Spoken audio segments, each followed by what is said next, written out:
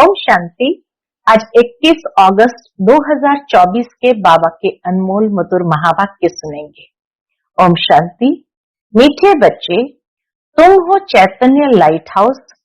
तुम्हें सबको बाप का परिचय देना है, घर का रास्ता बताना है। प्रश्न है आज की मुरली से, आगे चलकर कौन सा डायरेक्शन और किस विधि से अनेक आत्माओं को मिलने वाला है? उत्तर, आगे चलकर बहुतों को ये डायरेक्शन मिलेगा कि तुम ब्रह्मा कुमार कुमारियों के पास जाओ तो तुमको ये वैकुंठ का प्रिंस बनने का ज्ञान देंगे।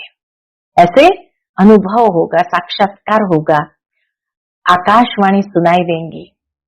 ये इशारा उन्हों को ब्रह्मा के साक्षात्कार से मिलेगा। कैसे मिलेगा ये भी बाबा ने स्पष्ट किया कि उन्हें ब्रह्मा बाबा दिखाई देंगे और कहेंगे तुम जाओ ब्रह्मा कुमारियों के पास और तुमको वैकुंठ के प्रिंस बनने का ज्ञान देंगे। अक्सर करके ब्रह्मा और श्री कृष्ण का ही साक्षात्कार होता है। जैसे आदि में साक्षात्कार का पाठ चला, ऐसे ही अंत में भी चलने वाला है। ओम शांति।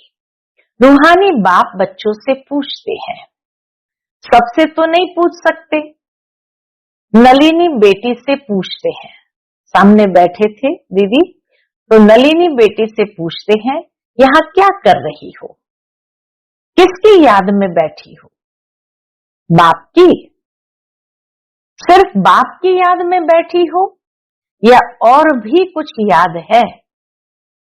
बाप की याद से तो विकर्म विनाश होंगे, और क्या याद करती हो? बाबा पूछते हैं सभी बच्चों से इन जनरल, और क्या याद करती हो? ये बुद्धि का काम है ना। हम आत्माओं को अपने घर जाना है तो घर को भी याद करना है। अच्छा, और क्या करना है? क्या घर में जाकर बैठ जाना है?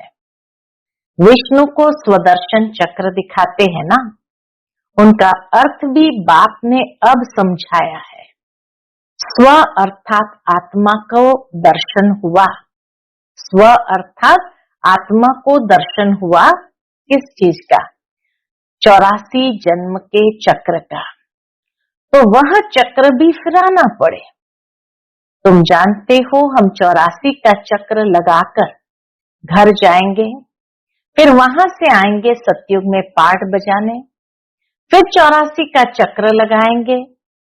विष्णु को कोई चक्र होता नहीं। बाबा कहे वास्तव में विष्णु को कोई चक्र होता नहीं, वह तो है सतयुग का देवता। विष्णु पूरी कहो या लक्ष्मी नारायण की पूरी कहो, स्वर्ग कहो, स्वर्ग में लक्ष्मी नारायण का राज्य था। अगर राधे कृष्ण का राज्य कहते हैं तो ये भूल करते हैं। राधे कृष्ण का राज्य तो होता नहीं, क्योंकि दोनों अलग अलग राजाई के प्रिंस प्रिंसेस थे। राजाई के मालिक तो फिर स्वयंवर के बाद बनेंगे। तो यह जो विष्णु को चक्र दिया है, यह चक्र है तुम्हारा। बाबा कहे वास्तव में यह चक्र है तुम्हारा। तो यहां जब बैठते हो तो सिर्फ शांति में नहीं बैठना है, वर्षा भी याद करना है, इसलिए यह चक्र है। बाप कहते हैं तुम लाइट हाउस भी हो। बाप को याद करना है, घर को याद करना है, लक्ष्य को याद करना है, और बाबा कहे चक्र भी फिराना है।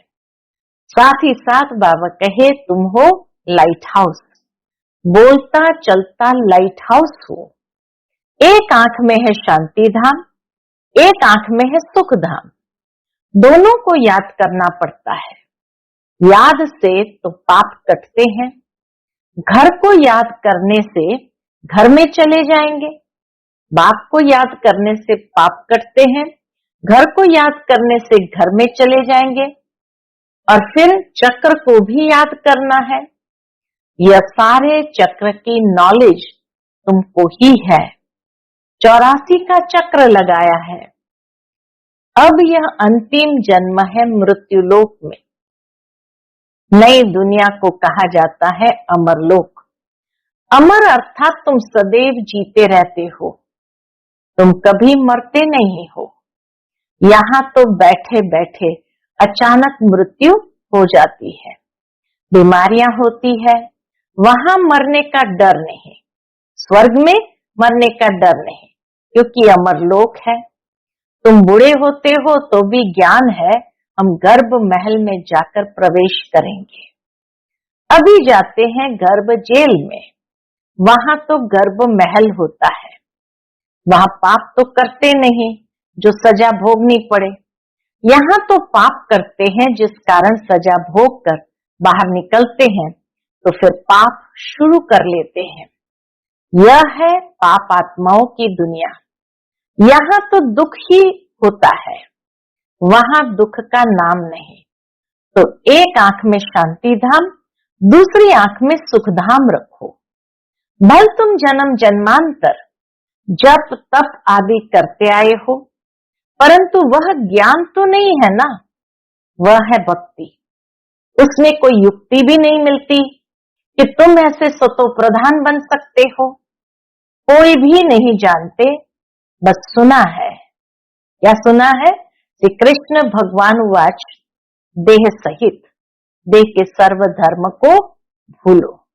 तो बाबा कहे बस सुना है, श्री कृष्ण भगवान वाच देह सहित देह के सर्व धर्म को भूल मामेकम याद करो। ये गीता के अक्षर है जो पढ़कर सुनाते हैं। ऐसे नहीं कहते तुम ऐसे बनो, सिर्फ पढ़ते हैं भगवान ऐसे कहकर गया था जब आया था पतितों को पावन बनाने। सिर्फ गीता में परमपिता परमात्मा के बदले श्री कृष्ण का नाम डाल दिया है। अब श्री कृष्ण तो रथी है ना, उनको रथ चाहिए क्या? खुद ही अपना रथ है, तो बाबा के उनको रथ चाहिए क्या? वह तो खुद देहधारी है। श्री कृष्ण का नाम किसने रखा? जैसे छठी होती है तो नाम सबके पढ़ते हैं। बाप को तो सिर्फ शिव ही कहा जाता है। तुम आत्माएं जन्म मरण में आती हो तो शरीर का नाम बदलता है। शिव बाबा तो जन्म मरण में आता नहीं, वह सदैव शिव ही है। बुरी मन बिंदी जब लिखते हैं तो कहते हैं शिव, कहते हैं ना लगाओ बिंदी, यानी लगाओ शिव। बिंदी आत्मा तो है बिल्कुल सूक्ष्म। आत्मा का अगर साक्षात्कार होता तो भी किसको समझ में नहीं आता। देवी को देख खुश हो जाएंगे, कोई आकृति होंगी तो उसको देखकर खुश हो जाएंगे, बाकी बिंदी को देख करके क्या महसूस होगा? अच्छा फिर क्या? प्राप्ति तो कुछ भी नहीं, अर्थ नहीं, सिर्फ नौधा भक्ति की, दर्शन किया तो उसमें ही खुश हो जाते हैं। बाकी मुक्ति, जीवन मुक्ति की तो बात ही नहीं है। वह है सब भक्ति मार्ग, यहाँ यह है ज्ञान मार्ग। यहाँ अक्सर करके साक्षात्कार होता है ब्रह्मा का, फिर श्री कृष्ण का होगा। कहेंगे इस ब्रह्मा के पास जाओ तो तुम कृष्णपुरी व वैकुंठ में जाएंगे। लक्ष्मी नारायण का भी साक्षात्कार हो सकता है। ऐसे नहीं साक्षात्कार हुआ माना सदगति हो गई। यह सिर्फ इशारा मिलता है, यहाँ जाओ, आगे चल बहुतों को साक्षात्कार होगा, डायरेक्शन मिलेगा। तुम्हारा त्रिमूर्ति भी अखबार में पड़ता है, त्रिमूर्ति का चित्र भी अखबार में पड़ता है। ब्रह्मा कुमारियों का नाम भी पड़ता है, तो ब्रह्मा का ही साक्षात्कार होगा कि इनके पास जाने से तुमको ये वैकुंठ का प्रिंस बनने का ज्ञान मिलेगा। जैसे अर्जुन को विष्णु का और विनाश का साक्षात्कार हुआ। बाप कहते तुमको कमल फूल समान बनना है। विष्णु के चारों ही अलंकार बाबा बता रहे हैं। एक तो चक्र, दूसरा बाबा कहे तुमको कमल फूल समान बनना है, परंतु स्थायी तो तुम नहीं रहते हो, इसलिए अलंकार विष्णु को दे दिए हैं। नहीं तो देवताओं को शंख आदि की दरकार है क्या? मुख से सुनाने को शंख ध्वनि कहा जाता है। जब मुख से ज्ञान सुनाते तो उसी को शंख ध्वनि कहा जाता है। कमल का राज भी बाप समझाते हैं। तुम ब्राह्मणों को इस समय कमल फूल समान बनना है। गदा है 5 विकारों रूपी माया को जीतने की। बाप उपाय बताते हैं कैसे जीतना है। माम एकम याद करो तो तुम्हारे विकर्म विनाश होंगे। श्रीमत पर चलकर पतित पावन बाप को याद करो। दूसरा तो कोई पतित पावन है नहीं सिवाय एक बाप के। बाप कहते हैं मुझे बुलाते ही इसलिए है कि हम सबको इस शरीर से छुड़ाकर पावन दुनिया में ले चलो। तो बाप ही आकर सब आत्माओं को पतित से पावन बनाते हैं, क्योंकि अपवित्र आत्माएं तो घर में अथवा स्वर्ग में जा नहीं सकती है। बाप कहते हैं पवित्र बनना है तो मुझे याद करो। याद से ही तुम्हारे पाप कटते जाएंगे, यह मैं गारंटी करता हूँ। बाबा गारंटी करते हैं, बुलाते हैं, हे पतित पावन आओ, हमको पावन बनाकर नई दुनिया में ले चलो। तो कैसे जाएंगे? कितनी सीधी बात बताते हैं। बाप की सहज नॉलेज और सहज बात है। बाप की सहज नॉलेज और सहज बात है। कहते हैं काम काज करते हुए मुझे याद करो, बल नौकरी आदि करो, भोजन बनाओ तो भी याद में रहकर, तो भोजन भी शुद्ध होगा। इसलिए गाया जाता है ब्रह्मा भोजन के लिए देवताओं को भी दिल होती है। कहते हैं ना ब्रह्मा भोजन के लिए देवताएं भी तरसते हैं। यह बच्चियां भी भोग लेकर आती है तो वहां महफिल होती है, वतन में महफिल होती है, ब्राह्मण और देवताओं का मेला लगता है, भोजन स्वीकार करने आते हैं। ब्राह्मण लोग जब भोजन पान करते हैं तो भी मंत्र जपते हैं। दुनिया के अंदर ब्राह्मण लोग जब भोजन पान करते तो मंत्र जपते हैं। ब्रह्मा भोजन की बहुत महिमा है। सन्यासी तो ब्रह्म को ही याद करते हैं, वह है हद के सन्यासी। कहते हैं हमने घर बार मिल्कियत आदि सब छोड़ा है, फिर अभी अंदर घुस पड़े हैं। वो छोड़ दिया और फिर शहरों में आकर रहने लगे हैं। तुम्हारा है बेहद का सन्यास। तुम इस पुरानी दुनिया को ही भूल जाते हो, तुमको फिर जाना है नई दुनिया में। घर गृहस्थ में रहते बुद्धि में यह है कि अब हमको जाना है कहाँ? सुख धाम वाया शांति धाम। शांति धाम को भी याद करना पड़े, मुख्य है शांति धाम को भी याद करना पड़े। बाप को शांति धाम और सुख धाम को याद करते हैं। यह हमारा बहुत जन्म के अंत का जन्म है। 84 जन्म पूरे हुए। सूर्यवंशी से चंद्रवंशी, फिर वैश्यवंशी शूद्रवंशी बने। वे लोग फिर कहते आत्मा सो परमात्मा। आत्मा को कोई लेप छेप नहीं लगता। क्या कहते? आत्मा को कोई लेप छेप नहीं लगता, क्योंकि आत्मा ही परमात्मा है। बाप कहते हैं यह भी उन्हों का उल्टा अर्थ है। बाप बैठ हम सो का अर्थ समझाते हैं। हम आत्मा परमपिता परमात्मा की संतान है। पहले पहले हम स्वर्गवासी देवता थे, फिर हम सो चंद्रवंशी क्षत्रिय बने। 2500 वर्ष पूरा हुआ, फिर हम सो वैश्यवंशी शूद्रवंशी विकारी बने। अब हम ब्राह्मण चोटी बनते हैं। यहाँ बैठे हैं जैसे कि 84 की बाजोली खेलते हैं। 84 की बाजोली चलती है। ये बाजोली का भी ज्ञान है। आगे तीर्थों पर जाते थे तो भी ऐसे बाजोली करते, निशान डालते जाते थे। अभी तुम्हारा तो सच्चा तीर्थ है। कौन सा? बाबा कहे अभी तुम्हारा तो सच्चा तीर्थ है शांति धाम और सुख धाम। तुम हो रूहानी पंडित, सबको राय देते हो। बाप को याद करो तो शांति धाम चले जाएंगे। साधु संत आदि सब शांति धाम में जाने की ही मेहनत करते हैं, परंतु जा कोई भी नहीं सकते। जाएंगे फिर सारा हॉल लौट आएगा। होलसेल में, जैसे कहा ना, होलसेल में जाएंगे, तो बाबा कहे जाएंगे फिर सारा होल लौट इकट्ठा। बाप ने समझाया है सतयुग में तो बहुत थोड़े होते हैं, फिर वृद्धि होती जाती है। तो तुम हो स्वदर्शन चक्रधारी, देवताएं नहीं है, परंतु इस समय तुम्हारी माया के साथ युद्ध चल रही है। उस लड़ाई में भी जिसको जोरदार समझते हैं तो फिर उनके पास जाकर शरण लेते हैं। लड़ाई में भी जिसको जोरदार समझते हैं तो फिर उनके पास जाकर शरण लेते हैं। अभी तुम किसकी शरण लेते हो? स्त्री पुरुष दोनों कहते हैं हम शरण पड़ते हैं तेरी। मेरा तो एक शिव बाबा, दूसरा न कोई। सब आत्माओं का बाप तो एक है ना, उस एक के तुम बच्चे हो। साधु संत तो एक नहीं है, अनेक भगवान हो जाते हैं।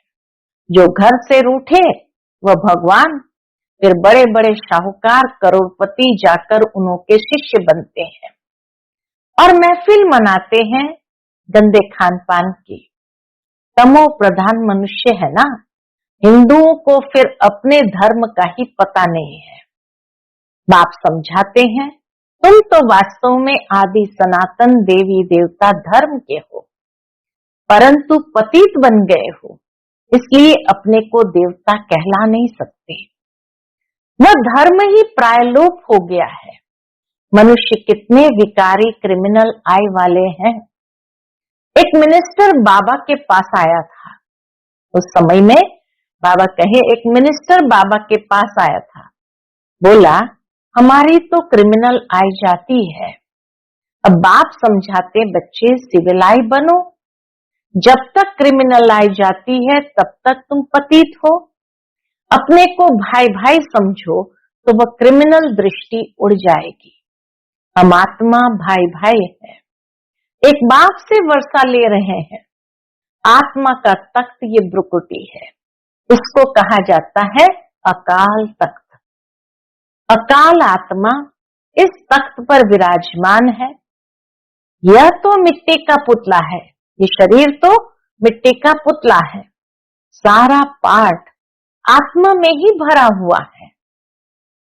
बाप कहते हैं मैं 5000 वर्ष बाद आता हूं तुम बच्चों को वर्षा देने। तुम जानते हो हम आए हैं बाबा के पास किस लिए? हेल्थ वेल्थ हैप्पीनेस का वर्षा लेने। सतयुग में अथाह धन मिलता है, तुम 21 पीढ़ी देवता बनते हो। बुढ़ापे बिगर कभी कोई मरेगा नहीं, पूरी आयुष्य भोग कर। तो बाबा के पूरा बुढ़ापे के बिगर कोई मरेगा नहीं। यहाँ तो बैठे बैठे अचानक मर पड़ते हैं, गर्भ में अंदर भी मर पड़ते हैं। वहां तो दुख का नाम ही नहीं होता। उनको कहा जाता है सुखधाम राम राज्य। यह है दुख धाम रावण राज्य। सतयुग में रावण होता ही नहीं। तो यह 84 का चक्र भी बुद्धि में तुमको याद रहेगा, बहुत खुशी रहेगी। चक्र घुमाने से बाबा कहे बहुत खुशी रहेगी। तुम जानते हो हम नए विश्व के अर्थात सतयुग के मालिक बनने वाले हैं। गीता में भी भगवान वाच है ना, ये बच्चे देह सहित देह के सब संबंधों को छोड़ो, अपने को आत्मा समझ मामेकम याद करो। तुम्हारा सच्चा सच्चा खुदा दोस्त वह है। अल्लाह अवल दिन का नाटक, हातम ताई का नाटक सब इस समय के हैं।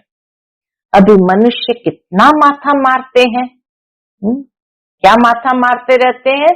बच्चे कम पैदा हो, बेहद का बाप कितना कम कर देते हैं। सारे विश्व में सतयुग में 9 लाख आबादी जाकर रहती है, बाकी इतने करोड़ों मनुष्य होते ही नहीं। सब मुक्ति धाम शांति धाम में चले जाएंगे। यही तो करामत की बात है ना, यही तो करामात की बात है ना। एक देवी देवता धर्म का फाउंडेशन लगाकर बाकी सब विनाश कर देते हैं। ये 84 का चक्र अच्छी रीति बुद्धि में बिठाना है। यह है स्वदर्शन चक्र। बाकी चक्र से कोई का गला आदि नहीं काटना है। शास्त्रों में फिर से कृष्ण के लिए हिंसक बातें लगा दी है। सबको स्वदर्शन चक्र से मारा, यह भी ग्लानि हुई ना। हिंसक कैसे हो सकते? कितना हिंसक बना दिया है। तुम डबल अहिंसक बनते हो। काम कटारी चलाना यह भी हिंसा है। देवताओं को तो पवित्र कहा जाता है। योग बल से जबकि विश्व के मालिक बन सकते हो, तो योग बल से बच्चे क्यों नहीं पैदा कर सकते हैं? बाबा कहे योग बल से जबकि विश्व के मालिक बन सकते हो, तो योग बल से बच्चे क्यों नहीं पैदा हो सकते हैं? साक्षात्कार होगा, अब बच्चा होना है। बाबा तो समझते हैं अभी ये पुराना शरीर छोड़ेंगे और golden spoon in mouth. Brahma Baba को नशा रहता था कि अभी ये पुराना शरीर छोड़ेंगे और गोल्डन स्पून इन माउथ। तुम भी समझते हो हम अमरलोक में जन्म लेंगे तो गोल्डन स्पून इन माउथ होगा। गरीब प्रजा भी चाहिए ना। दुख की कोई भी बात होती ही नहीं।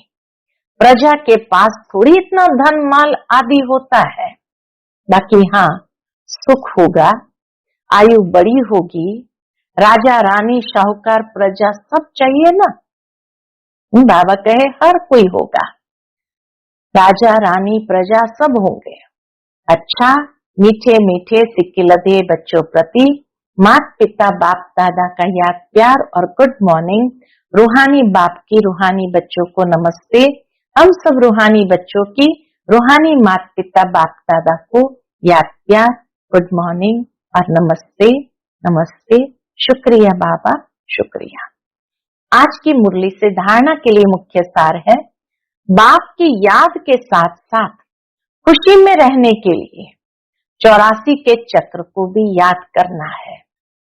स्वदर्शन चक्र फिराना है। खुदा को अपना सच्चा दोस्त बनाना है। खुदा को अपना सच्चा दोस्त बनाना है। दूसरी पॉइंट, डबल अहिंसक बनने के लिए क्रिमिनल आई को बदल सिविल आई बनानी है। हम आत्मा भाई भाई है, ये अभ्यास करना है। आज का बाप दादा का मधुर वरदान हम बच्चों के प्रति है, सर्वशक्तिमान बाप को कंबाइंड रूप में साथ रखने वाले सफलता मूर्त भव।